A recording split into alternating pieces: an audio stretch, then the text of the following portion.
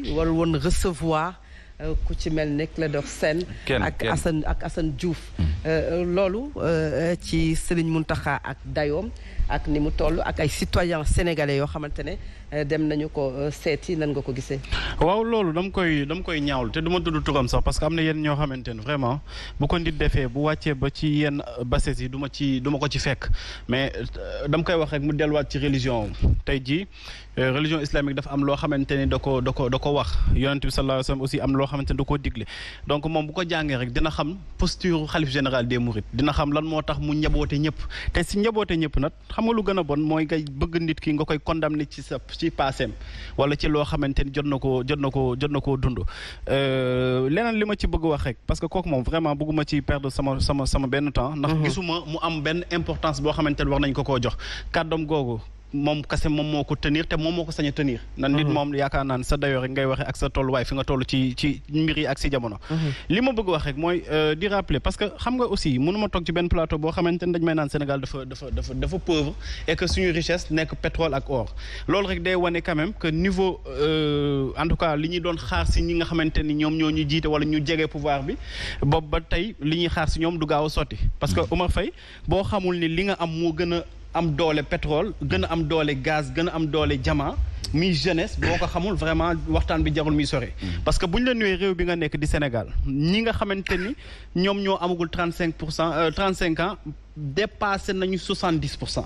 maanaam réew bi nga yor yàlla dala dimbali ba ñëpp wala ñi ci gën di bëri majorité bi la grande majorité ay xale yi ndaw nañu xale na ndaw moom mooy fexe ba réew di développé di dem ci kalam te boo gisee fu mel ni France naat fu mel ni États-Unis naat fu mel ni feneen ak feneen naat lu ko naatal du ay ressources naturelles mais dañu fexe ba jeunesse bi nga xamante ni dañ leen di tuddee entre guillemets oisif errant jeunesse bi nga xamante ni dañ leen di tuddee jeunesse malsaine jeunesse boobu ñoom dañuy fexe di leen valoriser dañ leen fexe di leen fekk ci ñoom li nga xamante ni dañ ko soxla en termes d'emploi en termes de formation ak en termes de financement mais duñu toog tey jii ci plateau de télé di ñu naan way lu gën a am solo ci Sénégal wala li ci gën a bëri ci suñu richesse mooy pétrole ak gaz te au-delà sax pétrole ak gaz yu plus la 720 kilomètres de côte moom Sénégal bu la yàlla mayee loolu may la leneen li nga xamante ni ñëpp a koy wër mi soleil en permanence ku am naaj jant ngay am problème courant ngay am problème électricité c'est parce que en réalité suñu problème du ressource naturelle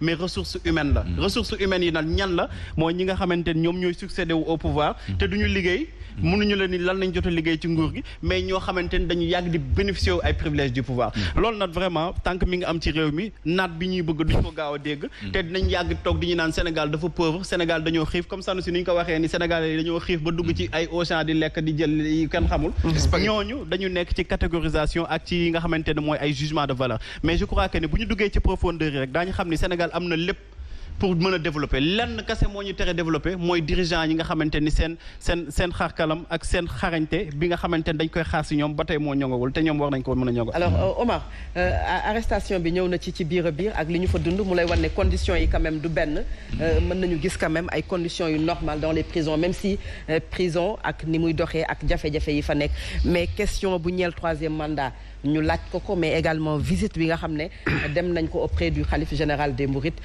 ban jàngat nga am ci loolu noonu yëpp. waaw man sëñ bi moom du jël décision ma ci commenter. par respect du ma ci commenter. ndax rôle bi mu war a jouer moom xam na ko ku mu war a recevoir xam na ko ku mu war a recevoir xool na ko. Touba nag di nga fa ñëw indi milliard duñ ko jël nit indi xasida Sëriñ Bamba ñu jël ko. te am na lu tax donc ñoom dayoo doomu aadama teguñu ko ci alal fi ñu ko teg sëñ bi xam na ko te lépp ci baatin la ko teg bu ñu yaakaaree ne kii bi ngi sol ay sagar bu ñëwee Touba duñ ko fonk kële bu indee karkat yor lépp bu ñëwee moom la sëñ bi di fonk tu te trompes lourdement ndax Touba beneen mbir la donc loolu moom nañ ko bàyyi ak sëñ bi te wax li nga xamante nii ne mooy problème mu réew mi déglu naa suma doyen Gumbala ku ma naw nag ma jox cër bu baax même dik sax Clédor yenn saa yi mën nañu la poser question yom te ça n'a rien à voir avec affaire yi du ñoom yow xam nga ci dara ndax yóbboo. waaw yow xam naa yenn saa yi ñu posé la question yoo ma ci. dañ koy wàcce. waaw dañ koy wàccee question yi. dañ koy wàccee. mais du ñoom. du ñoom leen ci mere. du ñoom merewuma leen. c'est-à-dire ñoom duñ leen ci mere même sexe wala sexe. da ngay comprendre ñii pourquoi ñuy posé question bi. dañuy tâter pouls bi. du ñoom donte waruñu leen ko poser question. mais duñ leen ci mere. merewuma leen loolu moo tax. moom mu waxee ni mu wax nii. ne xam naa ne question bi ñëw nag xam naa lu tax ñu posé ma ko. parce que yenn saa ñu posé yeneen yu gën a garaaw yoo ci ni boo ko waxoon ci télé. mën na tas réew. mais doo ko def. par respect parce que nit ki am na responsabilité. am na lu ñu war a génnee am na yu ñu warul génnee. mais jox nañ leen cër boobu. mais dafa am fu réew mi toll ngumba la mooy réew. développement secteur privé moo ko yor. mënuma nag nga nekk secteur privé boo xamante ni ne plan Orsec bii passé plan Orsec bii nga xamante ni ne c'est le secteur privé national ñoo jël seen xaalis jënd ay matériel jox ko état du Sénégal ba léegi fayu ñu leen. te li may wax nii Moustapha Ba bi nekk directeur du budget yor xaalis bi chaque jour ñi xam ne y a tant de milliards dugg na ci réew mi kenn xamul fu muy dugg te duñu expliquer ñu ngi fii toog. am ay problème mëntuñu liggéey actuellement parce que xaalis bi ñu amul yëpp état la bu ñu la sollicité boo ko joxee boo ñu la waxee da ngay jox génn sa xaalis yëpp dem banque lépp mais pourquoi ba léegi état bi fayu leen.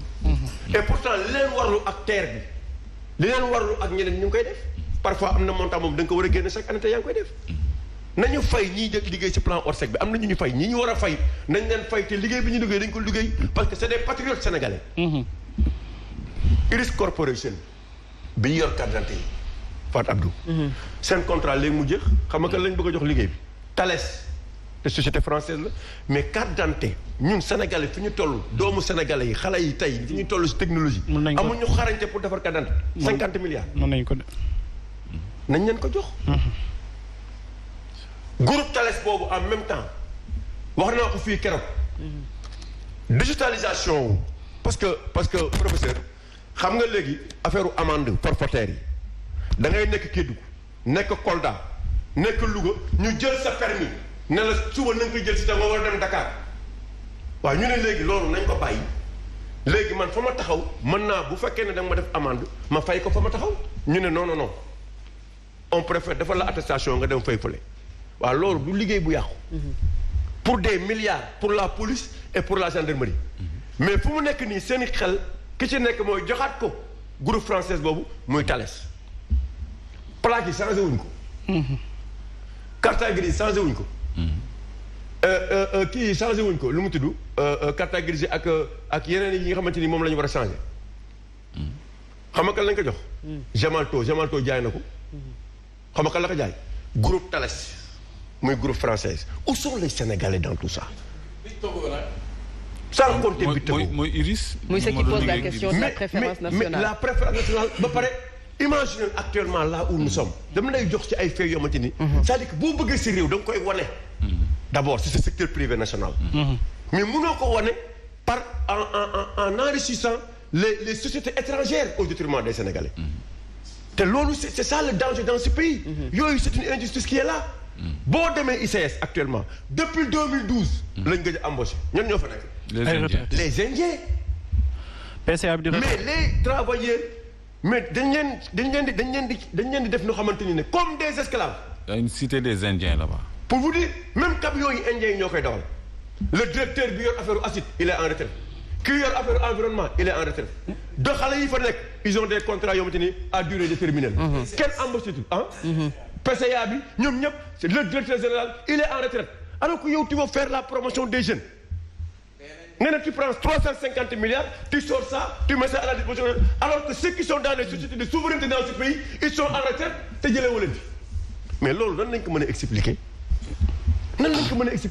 te xale yi Sénégalais yaa ngi fi di lépp luy technologie lépp luy digital loo ci bëgg ñu def ko mais chaque fois on n'est pas dans la stratégie mais dañu nekk toujours ci opérationnalité.